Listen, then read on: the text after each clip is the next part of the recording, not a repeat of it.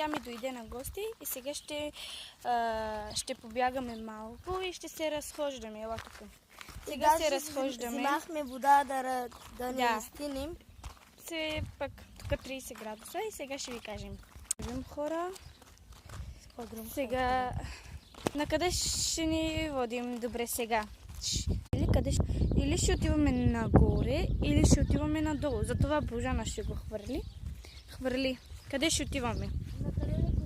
Хвърля го нагоре и то ще определи къде ще отиваме.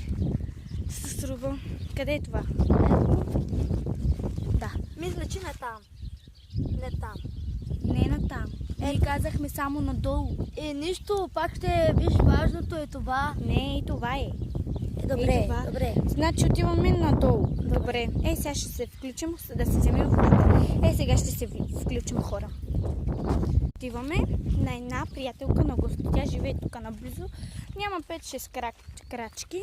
Там живее. И ще се включим пак. И на залез ще ви покажем. Чакайте малко. Ще ви покажем слънцето как изгрява. Ние тук сме две. С нея ще станем с нея.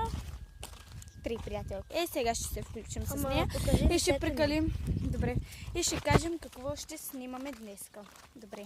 Сега ще се включим. Добре, хора, нашата приятелка спи в момента и да покажем Ирали. Тя в момента спи и Божана искаше да потича и потича. Аз не мога да тичам. Тя видя едно момиче хора. Добре, давай, побягаме малко. Какво стана? Добре. Какво стана? Нещо ли стана? Бягал. Добре, на залез слънце ще ви покажем, хора, едно прекрасно слънце. Сега ще се включваме. Имаме малко време, но ще качваме и втора част. Затова гледайте и ни втора част. Добре.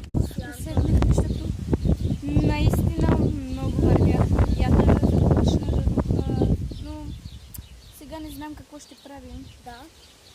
Ако искате да абонирайте се, гледайте ни, последвайте ни. Добре, имаме една идея. Сега ще се включи гимнастика. Затова стойте тук, тя отиде да вземе еластиката и ще ви покажем. Добре. С рокли, ама добре, няма да говорим. Сега. Приготвихме и сега ще играем играта 0. Играем, давай, 0. 0 правим. 0.